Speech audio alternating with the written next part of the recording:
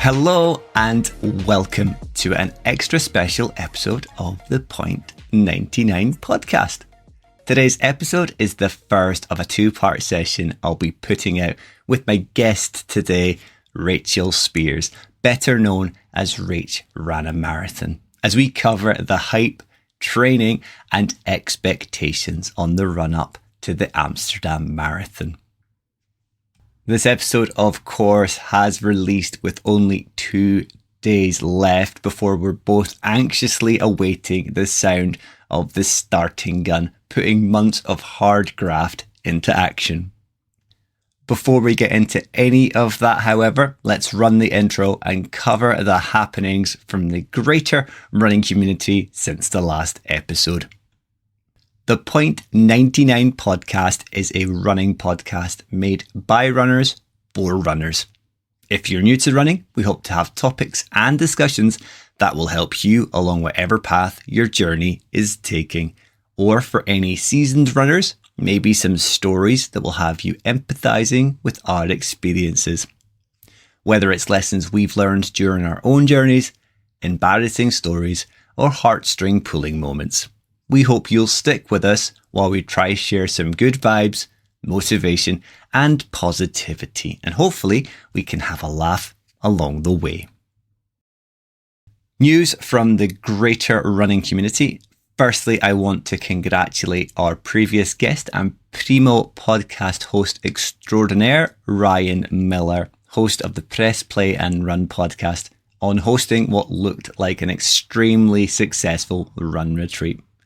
As a regular listener and fan of Ryan's, I can tell you he's been working really hard on making sure it was the best day it could possibly be. And it looks like it was a massive success. From the massive content that's been coming from those that were in attendance, it seems to have gone down a treat. It's actually been quite hard to keep track of all the positivity. I'm personally also looking forward to hearing the live recording that took place at the retreat for the Press, Play and Run podcast. Of course, there was a purpose behind the run retreat more than just bringing the awesome running community together, as Ryan is so great at doing, but it was also a bit of a fundraiser for Ryan's London Marathon journey. Like always, I'm going to recommend that you check Ryan out if you don't already at Scottish_runner and the Press, Play and Run podcast and support his fundraising in any way that you can. Event-wise, there was, of course, the Chicago Marathon taking place on Sunday, and we had a couple of previous guests taking part. Hannah Gifford and Steve Day, both of Season 1 fame, were both in attendance. Hannah was in fact our episode 6 guest, and on the number 6, she joined the elite club of 6-star finishers as she cruised to the finish line, smiling from ear to ear and radiating positivity as she always does. Steve was our episode 10 finale guest of season 1, and he smashed out a personal best. Although from checking out his feed, he might not have initially been super happy with the personal best. It wasn't his target, but now that he's had time to let it all sink in, I'm sure he'll be ecstatic. There were, of course, a number of the wider community and podcast listeners taking part. As my feed regularly moves at a rate of knots and my memory is like a sieve, I can't recall any names, but if you were running at Chicago, a massive congratulations to you. You're all superstar finishers, and hopefully I've dropped into your comments to let you know that. But either way, massive congratulations. Myself, well, I was meeting up with another previous guest to the show, Season 2's king of the run streak, Patrick Watkins, as he took a little flight over from the US of A to the UK for our little holiday, meeting up with a good number of Instagram lovelies while he was at it. So it was off to Edinburgh after the episode dropped last Friday to socialise, relax and run with this absolute gent of a guy. It was actually a bit of a star-studded Point 99 podcast evening on the Friday, starting off with a couple of drinks with yet another previous guest, Mike Houston, with a future guest, Chris Evans, Patrick, and my lovely wife, before we headed to a planned meal with many of the Dibbers, or, as has now been released, the newly formed cult running community. Geese did an amazing job organising a gathering of all the beautiful faces: Nick McGowan Lowe, Elodie the pocket-sized Parisian, Positive Lassie Karen, Rachel McPherson, and Gary Dempsey. Not to forget the aforementioned drink sharers, unfortunately minus Mike as he had to take off. Later in the evening, Uncle Lee did manage to also join us. As always, it is a massive pleasure whenever that happens. But it did lead us nicely into a planned park run, which was on the following morning. Unfortunately, due to the torrential downpour that bombarded Scotland over the weekend, including Edinburgh on Friday night and Saturday morning, the Edinburgh Park Run at Cramond was cancelled, which resulted in a very last minute rush around to find a suitable alternative. Luckily, the Holyrood Park Run remained a goer and in fact was closer to the vast majority of those who were joining us for the morning run. For myself, that was my last sort of long run before Amsterdam. So I set off with a 5-kilometre run to the event, collecting Patrick and Chris along the way. Then was followed up with the 5-kilometre park run, and then I'd had a 5-kilometre run back. So a nice 15-kilometre, in effect 17-kilometre to tick me over. And that was my last longer run of the taper leading down to Amsterdam.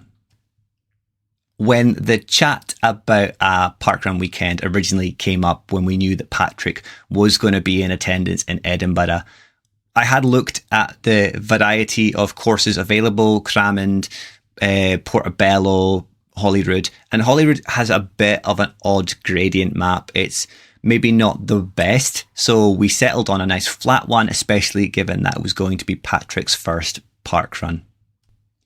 In reality, however, Holyrood isn't as unpleasant as you might think for a Saturday morning run. Both myself and Patrick absolutely loved it. We just took it easy, had a nice chatty run as we went around, and then the gentleman that he is, he let me finish ahead of him as we cruised home in 88th and 89th. But neither of us were out of breath. As I say, a nice chatty, relaxed run. As Parkrun usually has, there was a nice opportunity to touch base with a few of the other runners. There were some Baxter's marathon finishers in attendance. I could tell because I could see their t-shirts from a mile away. So I got a nice little chat with them, found out what they thought about Baxter's, their experience, and just generally chilled as we waited for everyone else to finish before we headed off for a bit of sustenance and a coffee to warm up, because it was pretty frigid, especially seeing as it was a continual downpour of rain. Personally, with 5k left to run, I couldn't partake myself. So after a little bit of chat with the guys and girls, I made my excuses. I cleaned up whatever water I could that I'd dripped all over the floor. It really did look like I'd had an unfortunate accident, but thankfully it was an easy, clean surface. So myself and Patrick headed off. We got a photo together and said our goodbyes. And honestly, he is the nicest guy. It was fantastic to be able to get it all to work, to meet him, and also joining for a social run, part of his run streak. But yeah, I headed back to my hotel to warm up and then head back up the road because it was getting worse. The news and weather forecasts weren't great. Rail lines were getting flooded and closed off, and my fear was that the road would too. So we left a little bit earlier than planned. I would have liked to have got a little bit more in the way of mileage and time with Patrick, but it was a fantastic weekend all the same, and kind of one that I'll look back fondly upon. Before I forget though, and with Gary Dempsey being mentioned, what a performance he knocked out during the Glasgow to Edinburgh Ultra. Gary _runs_ for anyone who doesn't follow this warrior of an athlete was taking part in the Ultra in those absolutely foul weather conditions. And with documented chat from previous podcast guests on how hard the Glasgow to Edinburgh Ultra is, even without the massive amount of rain that was falling from the sky, it's amazing how he smashed the event in the kind of time that he did. My understanding is that there were a good number of participants who didn't make the full distance of the Ultra. So bravo to Gary for seeing it through and smashing it. Even though he had himself a little bit of stomach bother, he continued, he got there. And yeah, as I say, massive congratulations, mate. You are an absolute warrior. The usual apologies if I missed any of your events or that you were participating in any of the events that I have mentioned.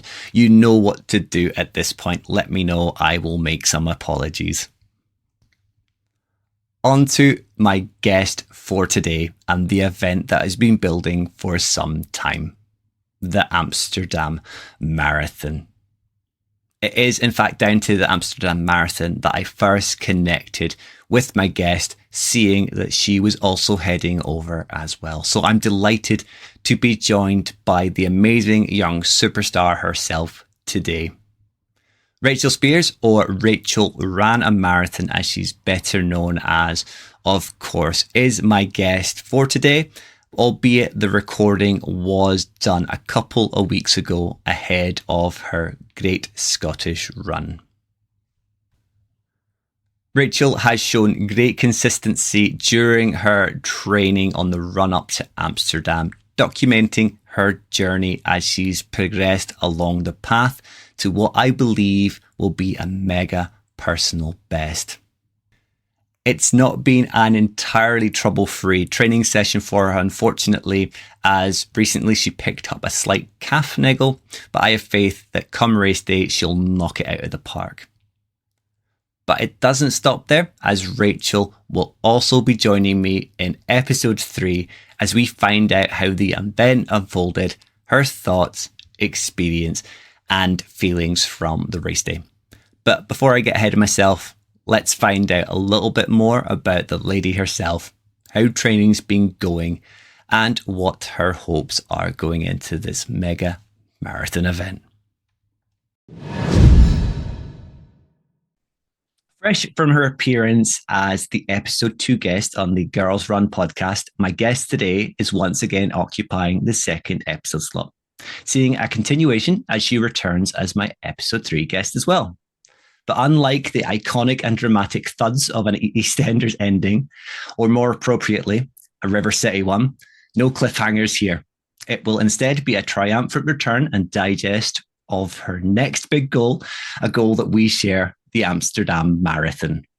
But before we recant the glory of a race not yet run, let's first learn a little about the lass herself, how she came to set her sights on Amsterdam, and more importantly, how training has been going. So I hope you'll do as you always do and help welcome the ambassadorial jog leader, Wonder Woman herself, Rachel Speirs, otherwise known as Rach Ran a Marathon. How's it going, Rachel? I'm good, Steve. How are you? I'm grand. That was a bit of a mouthful reading that out, but I'm glad to get that done in a oneer. It was a great introduction. I had a smile on my face the whole way through. Every time I read one, everyone says they enjoy it. I hope they do, but I've learned how to do it from Rob. What the fartlek's Rob? So I'm glad. I'm glad if it's put a smile on your face. Have you had a busy week? Yeah, I had quite a busy week. I've got the Great Scottish Run on Sunday, and I'm part of Team Ailish for that. So a lot of content being made and filming being done. So all getting ready for that. That'll be good fun. Fingers crossed the weather stays good and the storm stays away. Yeah, fingers crossed. But if the wind is there, I just hope it's behind me, pushing me to the finish line and not against me. Well, Glasgow's not normally too notorious for having the winds change direction every time you turn yourself. That's true. interviewed episode 6 guest earlier this week, and they're also running at the Great Scottish Run, and that's what they said. If it's gonna downpour, you're gonna get covered. You're absolutely gonna get soaked. But fingers crossed, it's nice, especially going over the Kingston Bridge. Yeah, I think if it's going to be windy across the Kingston Bridge, it's going to be running sideways. Yeah. Either way, if there is wind, blows you up that first hill. Yep, that's all I care about. That first hill. Get me over there. Yes. So I listened to Alex's episode, Alex being the host of the Girls Run podcast. And I had it in my head to give you a shout anyway to get you on, because we are sharing the goal of Amsterdam. But then having heard the podcast as well, it kind of gave me that extra reminder to reach out to you. So I'm glad you came along. You weren't scared off, because it was a great episode you had with Alex. I loved listening to everything that you've been going on and how you started with running. And well, I suppose with your jog leadering and tongue twister, ambassadorial stuff as well.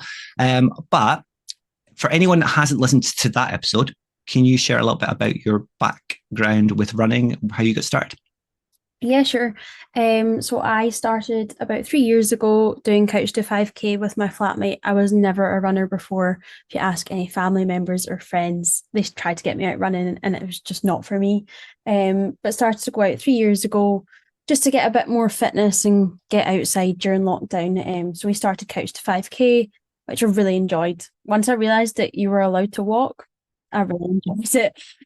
So yeah, kind of built it up to a 5K and then did my first 10K, just kind of unofficial, just round my area, and then set my sights on my first half, which was maybe 6 months later.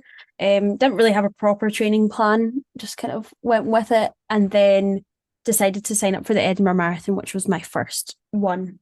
And once I finished that, I totally caught the running bug and have continued ever since. So definitely not a fast runner, but I enjoy running. It's not about running's for everyone. It's not about speed. You go at your own speed. I was thinking to myself earlier, the kind of quote to myself is Kipchoge runs at Kipchoge speeds. You do your own Kipchoge. You are your own Kipchoge. So no, you were at Edinburgh for my first Edinburgh, I think, as well. I think we shared that as our first marathon. That would be last year. Yes, 2022. Yes. Yeah, I'm the same. So that was a bit of a killer event, that one. Too hot. Did you enjoy it? Yes, I did. I really enjoyed it. Hadn't really ran in Edinburgh much before, so it was nice to get a bit of a change of scene. The crowds were amazing. I think because I'd been running mostly in lockdown, I'd never done many official races, so I wasn't used to a crowd of that size. But yeah, really enjoyed it. Maybe go back one day and do it again. Yes, it's good to go back. I went back this year with slightly different expectations, and again, it was the same. The crowds were amazing in the places that you expected to see them after you've run it once. There are a lot of spots, as you know, that are quite quiet though. So yeah, I think I've always, whenever people are like, "Oh, do you recommend the Edinburgh Marathon?" I think it's those bits that get tough, like mile 19. It's where there's no bits because it's a bit rural. So I think that those bits are definitely the toughest bits. But yeah. Before we started recording, myself and Rachel had a chat about the Baxter's Marathon, the Loch Ness Marathon, and that is something to note. If you ever look at it, Rachel, is there are very, very few areas of any support because you are so rural. You get maybe a couple of little towns. So if you are lacking that extra boost, it's a fast course in its geography and it's I've forgotten the word. I'm so tired at the moment. I apologize.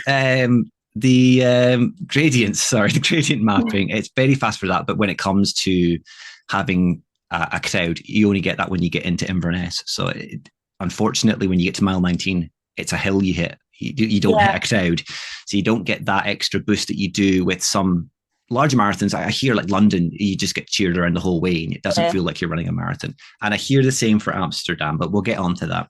Yes. But you obviously caught the bug and did Manchester as well. Yes, did Manchester in April. So I'm currently 24 and I set the target for myself of 10 marathons before I'm 30.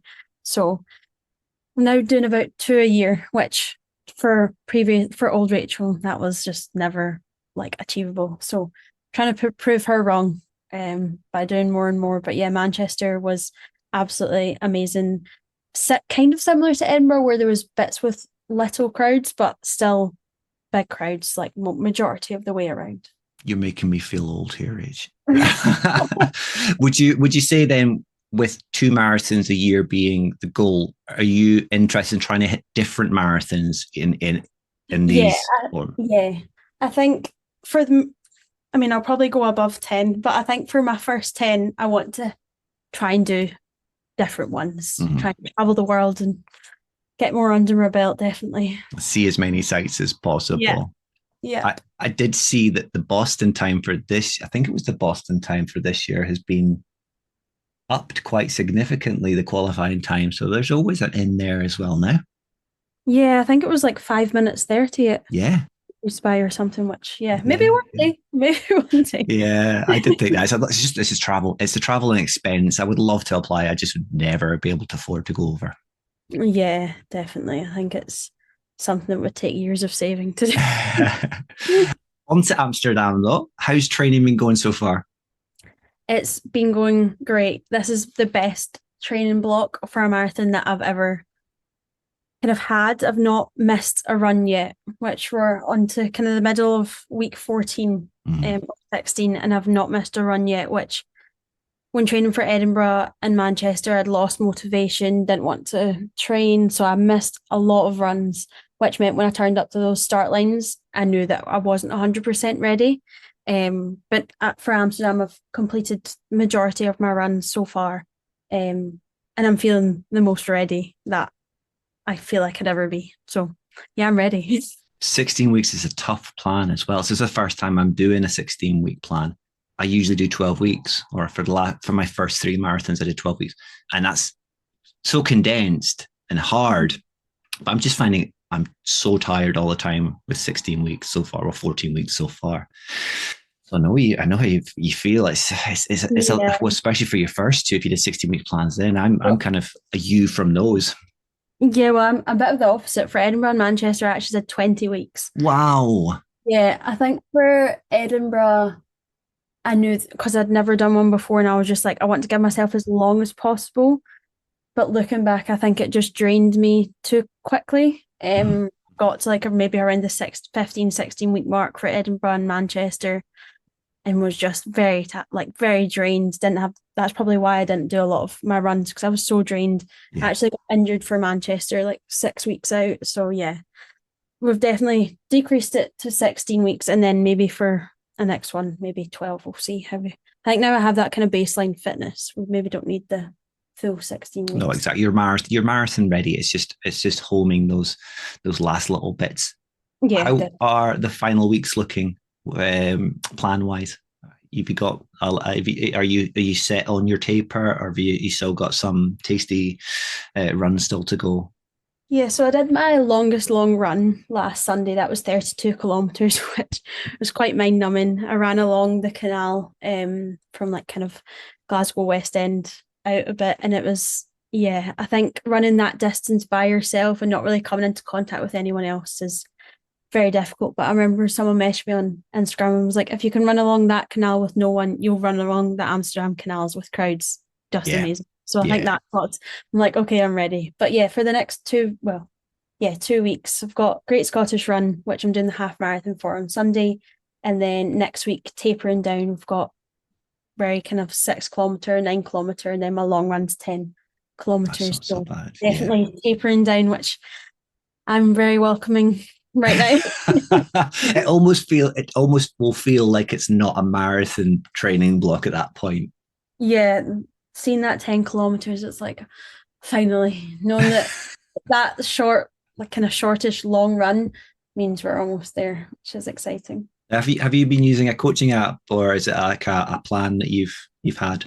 I've been using Runner this time, Mm-hmm. which I found Edinburgh and Manchester. I made my own plan up, but I decided that kind of wanted to go for a bit of a time goal this time. So got Runner, which has been really good. The different types of runs have been good. When doing Edinburgh and Manchester, I just kind of went out easy runs all the time, which is enjoyable. But if you're wanting to push yourself on the marathon day, it's maybe not the best for trying to improve. So yeah, they've been good. If you've seen my Instagram, the interval and tempo sessions, just I don't agree. I really don't. I think I just don't like pushing myself. I just like being a bit in my own zone and enjoying it. So the tempo and intervals definitely push me. But I've now seen 10K PBs and 5K PBs throughout these 16 weeks, and then potentially a half marathon PB on Sunday. So they've definitely been helping. But at the time, they're not my best friends. I think there was a post this week, wasn't there? You weren't looking forward to your tempo. I think it was the sick face emoji coming up. Yeah. Yeah, it was 10 kilometers of interval sessions on Wednesday, and the storm was here in Glasgow. So I decided to go into the gym and do it on the treadmill, but I decided to just go a bit of a faster, easy run, because I was like, the gym had no aircon, and I was like, I'm going to end up stopping it early. So I'll just get the distance in, and we'll just forget about the intervals for this week. You've enjoyed Runner though. You found it very helpful. I think that's a lot of people have said that though. I think Ryan uses him. No, he uses Coupa, doesn't he? Coupa, yeah. But no, I think they're all very, very similar though in the way that they work. It's good when with the intervals and tempo sessions, they're kind of in your earphones, like you're going too fast or going too slow, which I kind of need that push. Sometimes I don't want it, but definitely need it sometimes. I quite like it when they're saying I'm going too fast, because then I feel like Superwoman. But especially if you're going fast and it feels comfortable. Yes, that is the best feeling, because you know that your fitness is improving. That this speed a few weeks ago probably felt a lot harder.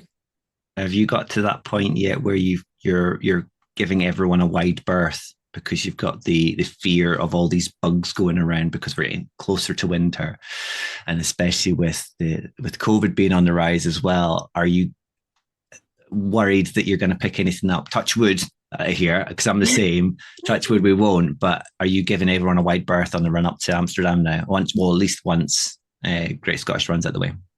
Yeah, I think I'm very a homebird anyway. I don't go out much in. So, but yeah, definitely make it. I feel like it's that like paranoia the few weeks before. It's like anyone coughs near me, and I'm like, no. And I think it's because I was injured before Manchester. Any slight pain now, I'm like, oh dear. So I've got a slight pain in my right calf, but I think it just needs a bit of stretching. It's definitely not worryingly painful. So, but yeah, it's any small like sniffle or cough, it's please just stay away for 2 more weeks. I know I hit the cold and flu powders myself. I didn't feel great, but I've not got anything, but I still went to them just in case. Are you gonna, with having a little bit of tightness in the calf, are you gonna get yourself a massage beforehand as well before you head out?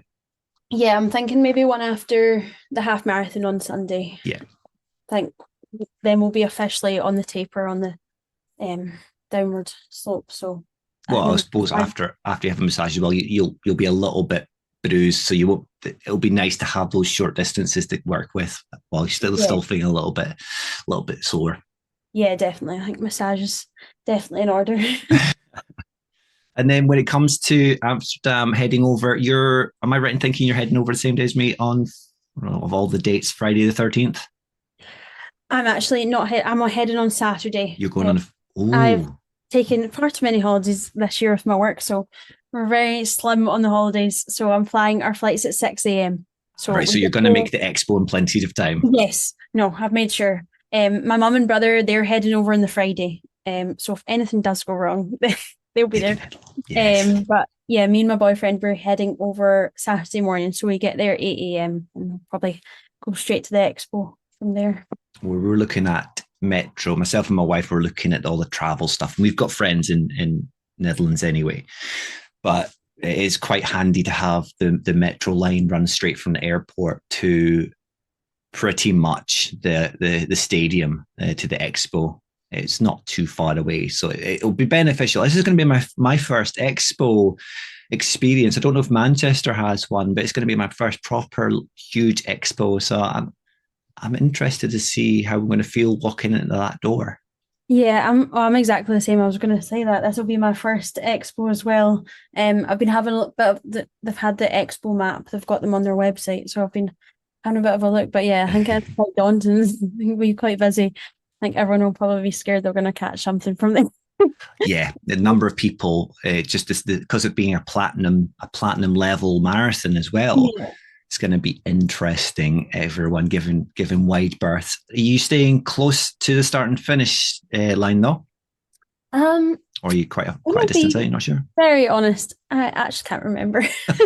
I booked. I think we're quite near the centre, just because after I wanted to be closer to there, just to explore. We're coming home Monday night, so just for the Monday. So I'm usually a very organised person, but for this, really haven't done. I know definitely got a hotel booked. I know that, so not worrying too much. But I think it's relative. Yeah, I don't know. Yeah, it's I know how the Dutch hotel system works, and you can pay up front, but they quite often they don't take the money. And I had this fear the last couple of weeks of, we've booked a hotel. I know we've booked a hotel, but they haven't taken the money.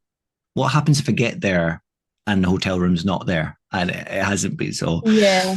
I was double checking, triple checking everything to make sure. I'm not worried about the marathon at all. It's everything around it. Yeah, I think that's because this will be my first abroad marathon, and I think there's like that extra stress because when doing Edinburgh, and my boyfriend lived in Manchester, so it was just kind of the matter of getting the train down a few days before, staying with him. So there's a bit more logistics involved in this, which hopefully won't add too much more stress on. But yeah. I was going to be one of my questions. So, is who's going over to support you? You mentioned your boyfriend on the Girls Run Club podcast, but your mum actually being a decorated runner in the past herself. Yes. So you'll have plenty of support. Yeah, my mum and brother are also coming over, which it was meant to be just me and my boyfriend, but my mum definitely wanted to come. She came for my first marathon, and we haven't been on holiday together in a while, so it'll be nice for her to come over, spend some time with her, and for her to support. She's one of my biggest supporters, so I'm really happy that she's going to be there. You have the safety net of having one of your parents there as well. So, yes. I'm what, 37 this year. I'm actually 37 the day before the marathon, and I'm still thinking, oh, it'd be great to have my parents there, just to have that safety net of having mum and dad. Yeah, I think it's like even the night before, or she'll just like calm anywhere. Like having mum there, she'll just calm me down. Like, oh, what if we don't do this, and what if this happens? So yeah, it'll be nice.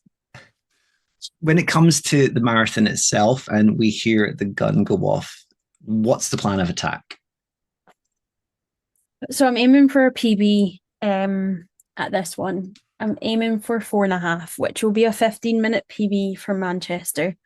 My Garmin is currently telling me I can do it in 4:11, which I think is very optimistic of it. But we're aiming for 4:30. So that's spooky rates, because 4:11 is my target. Oh, no way. Yeah, that's my target. I got a PB this time last year at Baxter's of 4:24 wearing a kilt. Wow. And my training didn't go anywhere nearly as comfortably as this has gone. The app that I use is Run Kaizen, and it's saying I'm fit for a 4:25, but I know I'm fitter than what it's saying. It's just because it bases its time off of hitting distance goals. And right. some of the times you just don't feel like hitting that distance goal. So I feel quite comfortable for a 4:11. So push yourself. If you could push that final, so you might get a 4:11 as well. That'd be a massive smasher. Yeah, that would be a half an hour PB, which I think is definitely possible. I think it's just down to the day. I remember doing the Manchester one, and I could see myself on the tracker app, and I'd injured my knee kind of 5 weeks out, so I hadn't finished my training. But the first, I want to say 14, 15 miles, it was estimating me to finish in 4 hours 20. But then my knee just gave way. So now I know that I'm fully recovered, don't have, touch wood, any pains. Yeah, 4:30. I'm probably giving myself a bit of leeway there. Like Yeah. I think I'll probably be before that. But yeah, I'm looking forward to, because I've when I did Edinburgh, I did that in 4:55. Mhm. So definitely increased in speed a huge amount. So yeah, we'll see on the day. Edinburgh's really tough on that return leg. Even though it's very flat, and we'll have the same again with Amsterdam. I found Edinburgh very tough the first time being the first marathon because yes, you get that nice relaxed downhill past Portobello, but when you turn, and I think this year as well, I was pacing one of the girls, Elodie, and it's just that little return. You've got so many of those little incremental rises. It burns you out, and yeah, not a big fan of that return. I'm just hoping that Amsterdam is nice and flat, and if it is as flat as the gradient maps look, no, you'll be grand, and we'll hopefully both be PBing quite significantly. But I mean, you're Yeah, right. It depends on the day. It depends on a, a number of things. But you did say to Alex as well, it was really good. You were talking about how even your nutrition and hydration has felt a lot more comfortable this time round. yeah, oh definitely. I think knowing that maybe for Edinburgh, I didn't know how much you should be eating. Like you're training for a marathon, your body needs fuel. Mhm. So I've really understood that this time around. So trying to get like the protein in and make sure the carbs are there for your long runs. And yeah, definitely nutrition. I'm so bad at drinking water.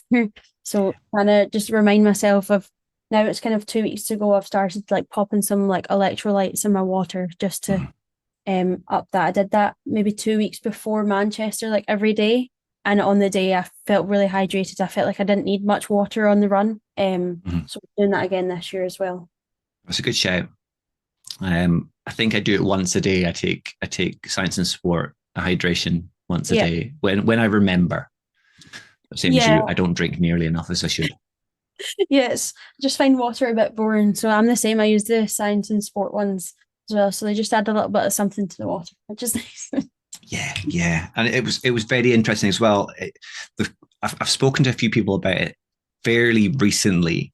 Another thing you mentioned to Alex was about with nutrition, how body image affects Mhm. how much you're eating, and you kind of you look at yourself or you feel people might be looking at you going, you don't look like a runner. But then when it comes to marathon season, you almost it's like going into hibernation. The few weeks before the marathon, you are trying to put on a little bit. You do get a little bit bloated, and by the time you finished, it's all disappeared because you've just put your body through an absolute Mhm. battle. Yeah, definitely. I think it's probably like from years and years of like people thinking that runners are just like skinny legged and Yeah. things like that. But like I remember trying to like maybe shrink myself down to look like them, but it's like you don't have any energy to run. Like I'm a much better runner now that I'm like, I guess, average size. Yeah, I exactly. guess there's Yeah. no average size, but like you know what I'm trying to get at, like feeling myself, I'm a much better runner now. Like I'm going much faster speeds than I ever was when I was smaller. So yeah. Are you prepared for the potential of Amsterdam, however, being like it was last year? Now, I was there this time. I was there at the same time last year, but I flew away the day before the marathon. And it was a horrible, nasty day beforehand. But my brother ran it, and he said it was like Edinburgh. It was scorching. So, are you with hydration and nutrition still in mind? Do you run with a Are you planning to run with a hydration vest, or do you run with hydration vest, or is it going to be grab the bottles and go again?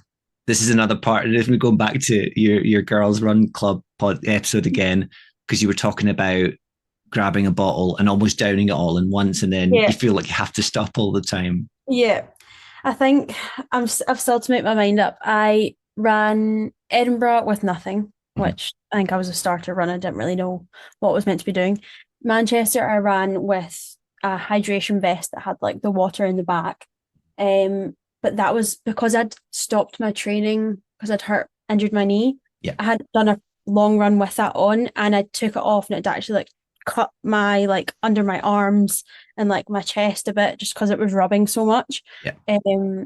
So yeah, I then wore that in a few more long runs this training session, and it's done the same. It's like cut me. So I went out the 32-kilometer one. I have like a belt, like an Under Armour belt, and put a few gels and sweets in there. So I think we're going to go to Amsterdam with it. I'll take both with me on like to Amsterdam. But I think it's going to be the belt I go for and pick up water on the way. And Percy will be coming with you, won't he? Oh yeah, Percy will be. Although I have recently just picked up the Lidl alternative, which is Henry the Hippo, and he's almost matching. So we're still deciding if it's Percy or Henry coming. Oh, you're collecting the animals to take with you. Yeah, I have a lot of sweets in the snack drawer right now, so full of jelly sweets. Oh, it'll be good. I mean, it's a good shout taking it and not needing it than not taking it and then going, oh, I wish I'd taken it, and then having to potentially fork out for something at the expo that you could have taken with you. I'm in the same mind with, I want to take the kilt. I want to wear it to the expo, but I know if I take it, I'll feel I have to wear it for the marathon. And I know I could probably PB in it, but then I know I could PB better with it without it. Yeah. Because the kilt will be quite heavy. It's not too bad. It's a lightweight running kilt I've got. Okay. Utility kilt, they call it as well. It's got pockets on the outside, so it's great for holding gels. You don't have to have the belt on. Oh, nice. I had a belt for Edinburgh the first time round. I used all my gels, and the belt was annoying me, so I just threw it in the bin as before we hit the turning point. So I've not tried it again since, but no, it'd be quite handy to have something. I run with shorts. I've got a zipper, a little pocket on the back, and it's good enough to hold a couple of Vim energy bars. So I'm probably just wear those. But I don't know. I'll take gels as well, but how I carry them is, and might take the hydration vest and just not put water in it. Yeah, because I think that's filling it with waters. Like I did my 30 kilometers with it, and it's just quite heavy on your back. By the time you get to like the last half of the water, it's all warm and it's just not really what you're wanting. It's not refreshing, is it? It's no. No, it's like water that's been warmed up by your back sweat, which is lovely. But yeah. But after Amsterdam, you're back. You're back on the Monday as well. Yep. I'm guessing if you've used all your holidays, it's back as soon as you can. Yeah. So episode wise, you're coming back to speak to me to find out how you got on. So that'll be the first time although I've had returning guests, and I will have returning guests this season. It'll be quite good to have a back-to-back feature. It'll be good like for me to even listen back like in a few months as well. Like if I'm ever like not feeling motivated, I can listen back to the one after Amsterdam, and it'll be very fresh from the post-marathon, which will be good. Fingers crossed it's all positive though, and you don't come back on, you're like, I don't want to talk to you. No, I'm not. Yes. Oh yeah. Fingers crossed it's smiles and PBs, and yeah. With the route, how are you feeling with the route as well? Actual marathon chat. Are you feeling comfortable? Yeah, I'm feeling pretty comfortable. I had a look at it the other night.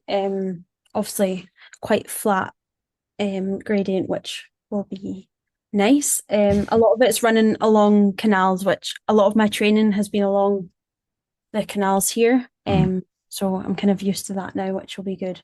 And again, nice to run. I've been to Amsterdam once, but only for a day last year. So it'll be good to see, because it goes quite of like kind of greater Amsterdam, if that makes sense. Yeah, it is. Yeah. Yeah, so it'll be good to see different parts that you probably wouldn't see if you were just kind of going for a bit of a tourist holiday. Yeah, that's actually a point, because my main profession is, the reason the hotel I'm staying in is because I picked it because of the way it looked. It is a really nice hotel by the looks of it, but it's very architecturally pleasing. It's one of the more known modern buildings in Amsterdam. But we run past it about 4 times before we even hit 11 kilometers. Oh wow. And the whole area is, you're right, it's unless you've got an interest in like Olympic parks or architecture specifically, that whole area, or conventions, that whole area is maybe not so touristy as the main center of Amsterdam. So it'd be really good to see something different. Yeah, and I think starting and finishing in the Olympic Stadium will be incredible as well. I feel like an Olympic athlete. But, I did see you probably had the same email though. It's so sold out that we're not all starting in the stadium, unfortunately. Yeah, I did see that. So I feel like even being around it will just We'll finish in it. We'll finish in it. Yeah, we'll finish there. So no, fingers crossed everything goes well. Ideally, I'll say ideally, fingers crossed that your flights all go to plan first thing in the morning. There shouldn't be any added delays or extras. Yes, fingers crossed. I'm usually, I was going to say I'm usually quite lucky with travel, but I feel like I'm going to jinx that now, so I'm touching every single bit of wood in here. Is it the orange and white airline you're flying with? No, it is. Is it Royal KLM? Royal KLM. So good. I've also booked extra leg room on the way home and the way there, so I feel like I'll need to stretch my legs. I've splashed out on the extra leg room. I'll give you a tip on with KLM is if you ever go anywhere on your birthday, fly with KLM because they give you a gift. I got a gift on my birthday last year. Yeah. I'll need to go on my birthday next year. Just anywhere they fly, I'll go. A little bottle of wine, a postcard signed from the crew, a few other bits and pieces. But no, that's a top tip for you. Nice. Yeah, they're usually quite reliable. So we were going to go with the orange and white airline, but I feel a bit more. Yeah, given the amount of cancellations they've had recently, I didn't feel comfortable. And we're flying from Inverness, you can't actually fly with them anyway. You have to fly with KLM. But KLM changed our flight times, so we don't get in to Amsterdam until quite late on Friday, and we don't leave until really late on Monday. So we do maximize our time, I suppose. Yeah, I leave on the Monday very late as well. I think it might even be like 10 p.m. or something. So probably similar times. We're the same. So yeah, it probably will be the same gate as well. It'll be like partnered gates. Yeah, well, see it. Well, that's it. If I don't see you at the expo or during the marathon, I'll probably see you at the airport on the way back. Yeah, hopefully it'll be all smiles and happiness. Good job good luck getting through the security with the medal still on. Oh yeah, that's true. I do tend to refuse to take that off for a good while after. So I know. I haven't actually seen what this one looks like. I saw last year's. Yeah, I don't think they've posted it yet. I keep looking, but it's maybe because last year's it looked like a dog tag. Oh dear. From memory anyway. My brother's got it in his office, and I was looking at it when I was in last fairly recently. It's a nice medal, but it does look like a dog tag. So hopefully they've got something pretty for us. I do like a pretty medal, but no, that's been great. It's been fantastic to kind of learn a little bit more about how your training's been going. But hopefully, come next episode, we will be rejoicing on personal records, and we'll be finding out exactly how it all went, how a play-by-play. Yeah. But yes. I'm excited to get back on and talk all things Amsterdam Marathon.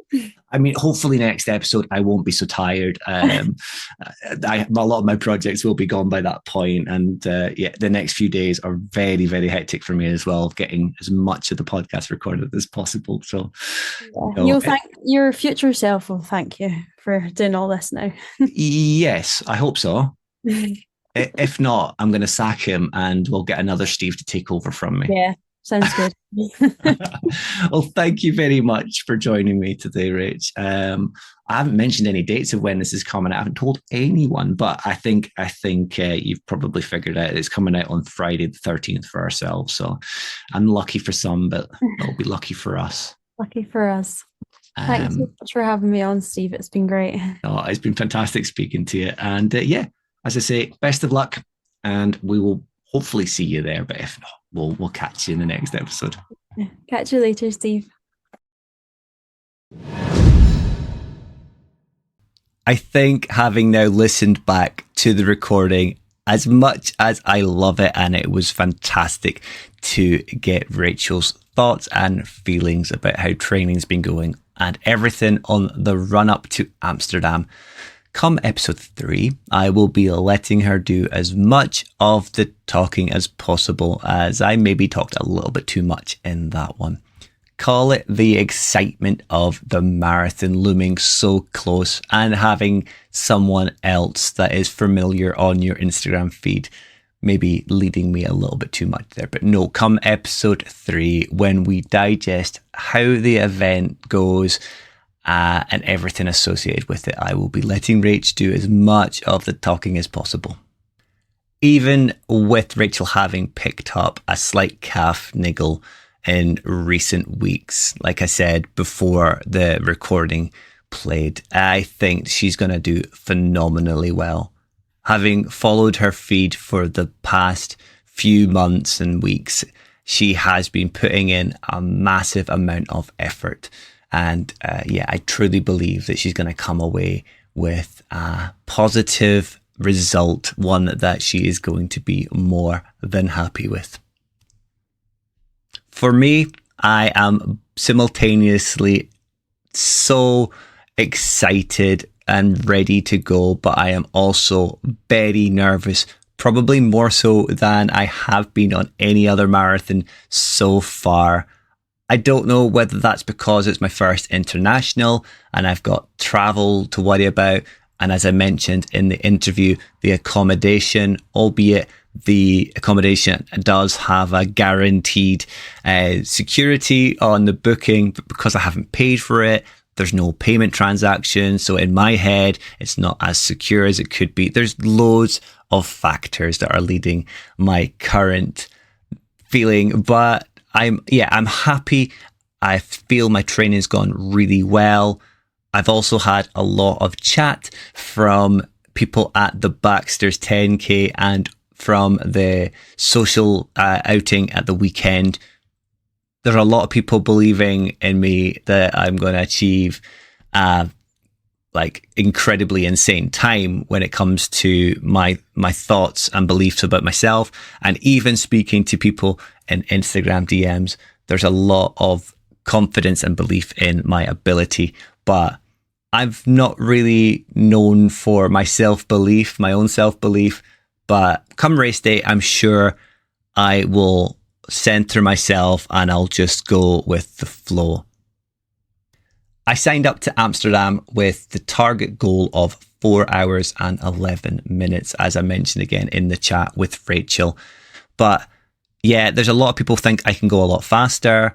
I have a little bit of belief that I can go faster, but I don't know. I won't know until the start line, until I get going, how I'm feeling, until I've really got into a stride that I'm happy with. There are a few times and a few pacers that I might stick with, but I'm not going to mention any times or any other targets. Kind of like with Ryan Miller's Edinburgh Marathon, it's good to have an A goal, a B goal and a C goal, but come what may, I will be happy nonetheless. Whatever happens, I'll be happy, especially if I can beat my personal best. But if I don't, I don't. We'll just have to wait and see what the day brings. Weather-wise, I think myself and Rachel may be bringing a little bit of Scotland with us. The forecast isn't looking entirely positive at the minute. Things could change, but with a little bit warmer temperatures, but with passing showers, rain showers, it could be an all too familiar territory for us running there. The most positive thing that I have going into Amsterdam is how close my hotel is to the start line. It's approximately 15 minutes, 20 minutes walk to the Olympic Stadium. So that's going to alleviate a lot of my stress. Once I've got to the expo, picked up my number on Saturday, which is going to be an extra special day anyway, because one of my Dutch friends is making the drive north to the capital, to Amsterdam, to see me, because it is in fact my birthday. So tomorrow is my birthday. So it's going to be extra special. I'm going to have to behave as much as possible, focus on my nutrition, my hydration, final carb loading before the race this Sunday. I can celebrate afterwards. I mean, that's the one given there. But yeah, I think that's the biggest positive thing for me, is how close I am to the start and finish line. So I don't have to worry necessarily about negotiating traffic or transport. It's a quick walk, and I'll be doing that tester when we go to the expo, as the expo is at the same venue. No matter what happens, however, you will hear all about it in next week's episode. Keep an eye out on socials. However, if you do want to track me with the Amsterdam Marathon Tracker app, and for Rachel for that matter, keep an eye on our stories. We will be announcing our race numbers once again, so you can track us, see how we're getting on, and cheer us from the comfort of your own home. One final thing to mention before I call it for this episode, and that's a reference that I made earlier in the episode, especially to my weekend in Edinburgh, and that would be the launch of the Cult running community. Cult is a redefinition of the original Who Dropped the Dibber team. As a group, we decided that we would open up to the wider community to allow others to join us on social runs, but also from a distance as well, and just have others to touch base with and get to know a little bit better. We have created a new Halo group, aside from the Who Dropped the Dibber one, which needed cleansed with fire. I'll leave it at that. But yeah, the new page is ready. People are joining. It's fantastic to see it already in use. We've got members from the EH3 milers joining us. We have people from Saudi Arabia. We have people from America. And yeah, they might not be able to join us for social runs, but it is great to have extra people from around the world joining a running community. If this is something that you might be interested in getting involved in, let me know in the DMs. You can also get in contact with any of the group's main players: Elodie, Runs, Curls and Chocolate Buns, Geese, Fowler, Uncle Lee, Positive, Lassie, Karen, etc. Any of the main dibbers from before. Get in contact with them or myself, and we will drop you a link to get involved. A little content warning, it can get rowdy. We can cover some interesting topics in the chat. It's all done in good fun. So if you think that you might fit in, yeah, let us know and we will welcome you in with open arms. Otherwise, that's it for me this week. As always, if you want to get in contact, you can do so by dropping the podcast a DM at Point99 Podcast on Instagram, or on Facebook at the Point99 Podcast. You can also DM me directly at Mr_Steve_runs. Email wise, you can contact the show at thepoint99podcast@gmail.com, or through our website with the contact form, and that is www.thepoint99podcast.com. I always appreciate all the shares and the comments, the reviews on the podcast listening platforms of choice, and the ratings. It does so much to help get the podcast out there to the rest of the running community. And that is that for another episode. As I say, join me once again next week, as I will be talking to ran a marathon, Rachel Speirs, and finding out how the Amsterdam Marathon went for her. Until then, however, I hope you stay safe, Enjoy your runs, and you'll hear from me soon.